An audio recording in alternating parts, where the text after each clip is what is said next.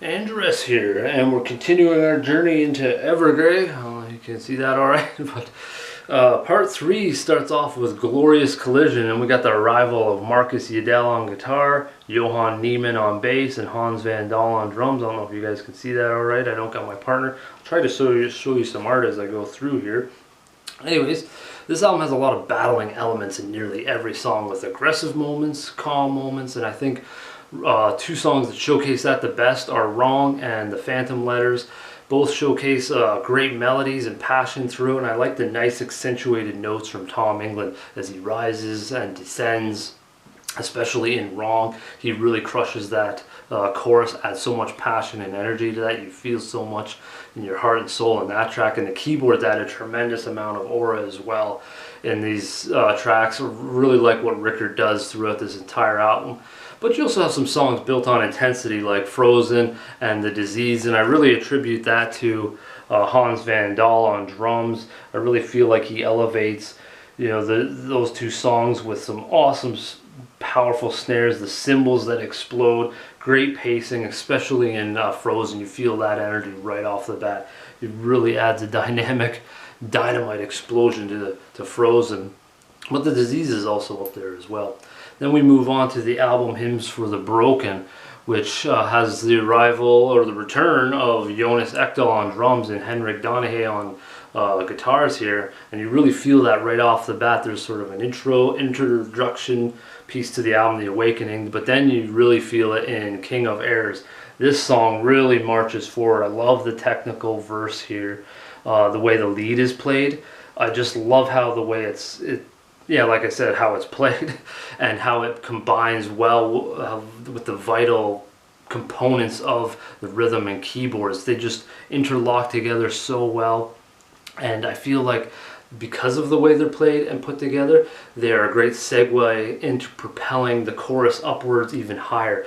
So I just feel like that's a sort of just a great musicianship there, way to compose, way to create a chorus, but then creating a verse that elevates it even higher beforehand. Really unique stuff. I really like that in King of Airs.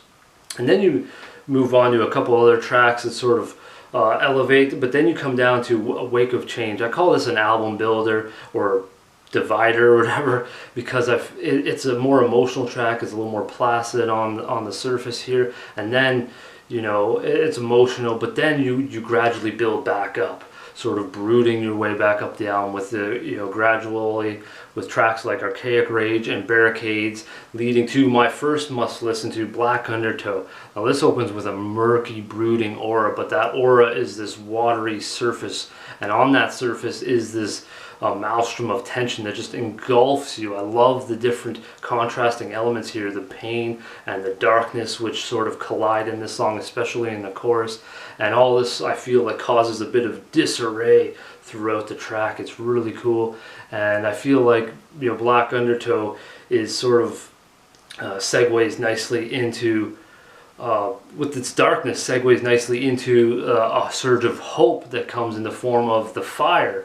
I love the certain notes that elevate this track, like the lyrics and how they're accentuated, whether they're plucked or sung. And then you have the choir, which again does something like King of Airs. Everything sort of combines and then elevates it even more. I really like how that's done in the fire, especially in the chorus. And then that, I find, slides and segues nicely into the heart and soul of the album. The title track, Hymns for the Broken, and Missing You. Both of these tracks are very emotional and passionate, especially Missing You, which when I saw live, man, you got to see a lot of tears in the crowd and feel a lot of emotion from the stage on that one. So definitely check out Missing You in the description below for sure. Then we move on to a journey of self-discovery with music and lyrics that I really feel like are interlocked hand in hand on The Storm Within. So The Storm Within has this very slippery slope of ever-changing, painful emotions, and you get that right off the bat with a very, well, I don't know if it's a dark song, but the distance here. This provides us with this harsh landscape, but then sort of the song rises up again with Passing Through, which surges upwards with awesome energy and tempo and guitars that really drive the force. Here I want to show you, oh yeah, this is a cool, like, sort of varied cover that I just like the way the color looks, I like the way this paper feels too. That's kind of nice. But yeah, anyways, we get this driving force from passing through, and then the album sort of keeps elevating up from there with songs like Someday and Astray. But then once again you get another album builder, I feel, with the song The Impossible. It sets the stage for the following track with this gloomy musical tone and this mad grief from Tom England. Then, like I said, you begin this uprising with this track My Allied Ocean. This has this pounding drum work, awesome guitars that breathe inner rage. The lyrics paint this sort of sinister grin. You feel like the energy is all high and mighty because of the way it's going, but there's this darkness to the lyrics, I find, and that's what I really like, this contrasting elements. And then you get and then you feel that a little more musically as you get to the ocean stirring during the interlude. Awesome track, My Allied Oceans. But then the album continues with this fluctuating emotions per track, sort of. You got In Orbit, which is rised up a little bit, not too much hints of doom and gloom there. The Paradox of the Flame, you really get to feel a lot of pain and emotion, sorrow in that one. And Disconnect, you sort of a little bit of the similar there, and you get to the title track, which to me, The Storm Within, this track, you get to feel a lot. And I actually feel like this song was, and I'm not sure, I've heard how these albums are all interconnected, but I really feel like The Storm Within sort of actually connects and builds to the following album here, The Atlantic. I love this digipack stuff that AFM's putting out. I'll try to show this to you guys. Try to show you this layout a little bit. But yeah, I really think The Storm Within builds to The Atlantic really, really nicely. Like, those songs are meant to be together. Like, you should almost listen to The Storm Within, then go right into The Atlantic, right? Like, I just feel they're so connected that way. And I like this sort of doom approach. Some people might think I'm crazy, but I feel like there's this dark doom approach. I actually do get hints of My Dying Bride and even the funeral doom metal band Ahab out of Germany. Like, I do get that out of The Atlantic, and I felt it in the opening track here, A Silent Arc, with this ferocious intro followed by pure density with brute bass, beastly riffs and drums, and then this chorus that just contrasts the verse entirely with these vocals and keyboards that create this perplexing mood, like a horizon out of reach.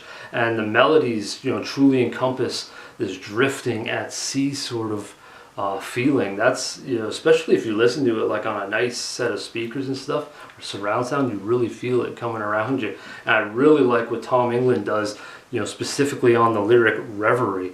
How he sings it differently at times. You can just feel the emotion that he has into the reverie and how it changes and affects you in different ways. Man, awesome track. Actually, let's put that down there as my second must listen to, A Silent Arc.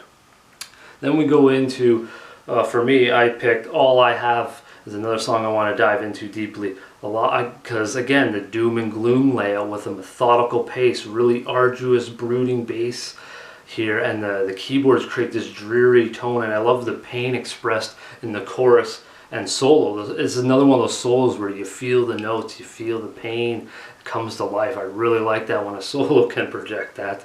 That's awesome with All I Have. And then you got another one I really enjoyed is The Beacon. This conveys a back and forth of a dizzy in madness sort of feeling. I attribute that to the mind-warping keyboards.